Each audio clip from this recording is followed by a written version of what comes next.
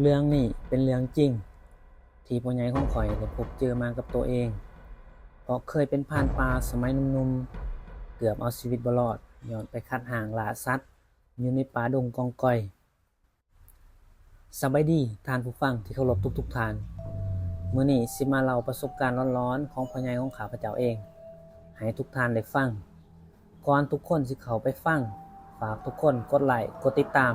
เพื่อเป็นกำลังใจในการเฮ็ดคลิปต่อไปเรื่องนี้ต้องย้อนกลับไปตอนพ่อใหญ่ของข้อยอายุประมาณ20ปลายปี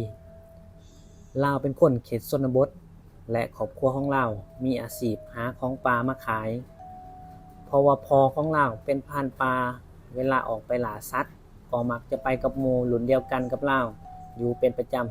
ำมีอยู่มื้อหนึ่งบ่ฮู้ว่าพ่อคิดแนวใดชวนข้อยเข้าไปป่าล่าสัตว์นำโดยปกติบ่ค่อยได้ชวน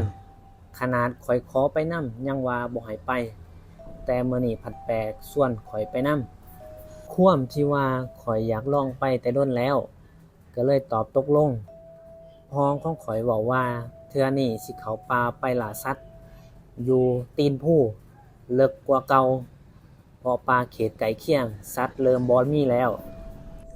เทื่อนี้ไป3คนมีพ่อของข้อยและหมู่ของพ่อข้อยเลาชื่อว่าลุงพันธุ์ทุกคนก็เกี่ยมเครื่องของไผมันพ่อของข้อยเว้าขึ้นมาว่าเวลาเข้าไปในป่าเห็นหยังห้ามปากได้ยินหยังห้ามตอบห้ามเว้าจาลบหลู่เด็ดขาดเพราะว่าสิพากันซวยเบิดหลังจากที่เลาเว้าแล้วทุกคนก็พากันออกเดินทางเข้าไปในป่าไม้ในสมัยนั้นยังอุดมสมบูรณ์หลายป่าดงตึบหนาสัตว์ป่าก็ยังเห็นได้หลายอยู่สิ่งที่ข้อยเห็นตอนพ่อข้อยเฮ็ดก่อนก็คือเลาจุดธูป3ดอกยาสูบที่พันแล้วกอกหนึ่งแล้วเลาก็เว้าว่าที่เฮามาบ่ได้มาลบหลู่ประการใดเพียงแต่มาล่าสัตว์เล็กๆน้อยๆเพื่อเลี้ยงครอบครัวเจ้าป่าเจ้าเขาช่วยปกปักรักษาห่างจากภัยอันตรายต่างๆให้รอดปลอดภัยแหน่เด้อหลังจากเว้าจบก็พากันเดินทางต่อพอได้ใกล้จากป่าที่พอเคยนั่งแล้วเข้าไปในป่าตีนผู้ข้อยก็รู้สึกแปลกๆแบบบอกบ่ถูกมันคล้ายๆกับว่าทุกอย่างบ่คือป่าที่เฮาเคยกายมาต้นไม้สูงใหญ่จนแทบบ่มีแสงแดดส่องเข้ามาอยู่ป่าแห่งนี้เป็นดินซุ่มซื่นมีน้ำไหลตลอดและเป็นดินต้มและมีรอยตีนสัตว์เต็มไปหมดจนแยกบ่ออกว่าเป็นรอยหยังจนทุกคนต้องสะดุดตากับรอยตีนอันหนึ่งมันคล้ายๆคือรอยตีนคนแต่มันมีแต่ขนาดน้อยและมีเพียงเบื้องเดียวทางพ่อข้อยและลุงพันธุ์ก็เว้าขึ้นมาว่าชิบหายล่ะตอนนั้นข้อยก็งงว่าเขาเว้าเรื่องหยังหลังจากนั้นพ้องของข้อยได้เว้าขึ้นมาว่าหาตัดไม้คัดหางอยู่เทิงต้นไม้ให้แล้วก่อนวันตะเวนตกดินเขาเลิกไปกว่านี้ย้านมีพวกมันหลายกว่าเก่าข้อยก็สงสัยแต่บ่กล้าถามเพราะเบิ่งสีหน้าของพ่อแล้วตึงเครียดอยู่ข้อยก็เฮ็ดตามเลาบอกตัดไม้ส่งให้ลุงพันธุ์ก็ยื่นให้พ่อคัดหางช่วยกันเฮ็ดหางผ่านไปประมาณชั่วโมงหนึ่งพ่อก็เฮ็ดหางแล้วหางที่พ่อเฮ็ดก็บ่ได้เฮ็ดขนาดใหญ่และก็คัดพออยู่ได้3คนพ่อนั่งได้ท่านอนต้องนอนท่านั่งเท่านั้นเวลาผ่านไปคราวเดียวตะเว้นลับขอบฟ้าความมืดก่าวเข้ามาปกคลุมเสียงสัตว์น้อยสัตว์ใหญ่จิรอป่าห้องแซวๆพวกข้อย3คนก็กินข้าวที่เตรียมมาแล้วพ่อก็เว้ามาว่ามื้อนี้ขออย่าให้พ้อในสิ่งที่บ่อยากพ้อแน่หลังจากทุกคนกินข้าวแล้ว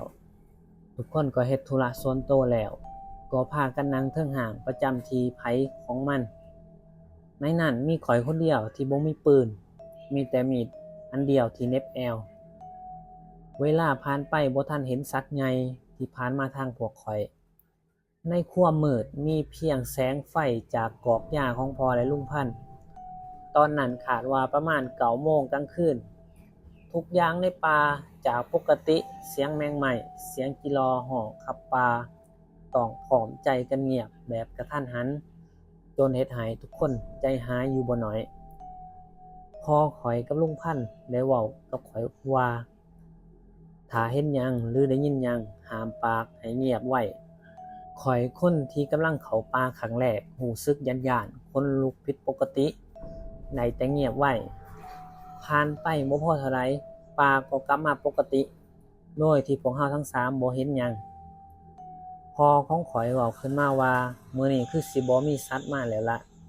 มันเตือนเราขนาดนี้แล้วพ่อเลยว่าให้ข้อยกับลุงพันธุ์นอนพักก่อนพ่อของข้อยสิเผา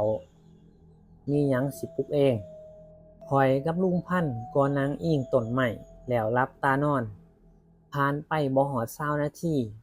พอได้เห็นหมูป่าตัวหนึ่งพอเลยยิงเสียงปืนแตกโป่งข้อยกับลุงพันธุ์สะดุ้งตื่นเล่าบอกกับข้อยขึ้นมาว่ามีหมูป่าข้อยแนมลงไปเห็นหมูนอนดิ่นตายอยู่ลุม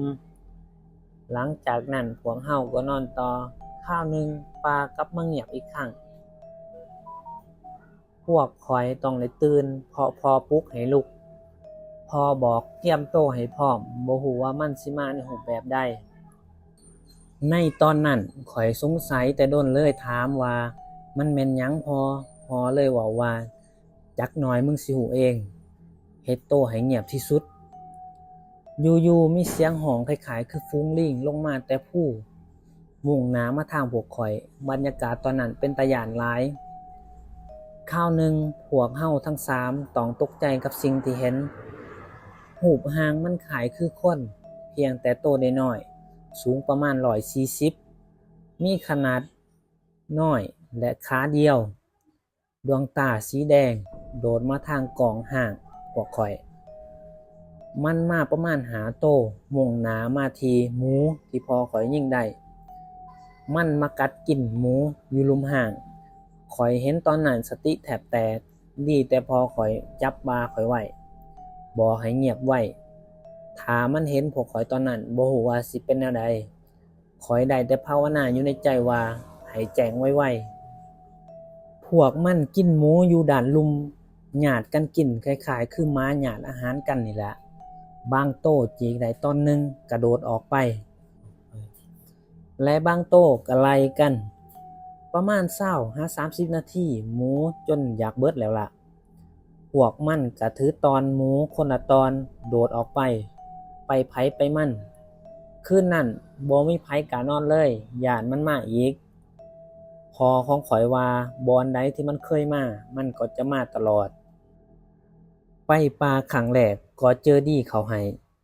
แต่มันก็บ่จบเพียงเท่านี้ยังมีอีกหลายเรื่องที่เราเจอมาเดี๋ยวสิมาเล่าให้ทุกคนได้ฟังกันใน EP หน้า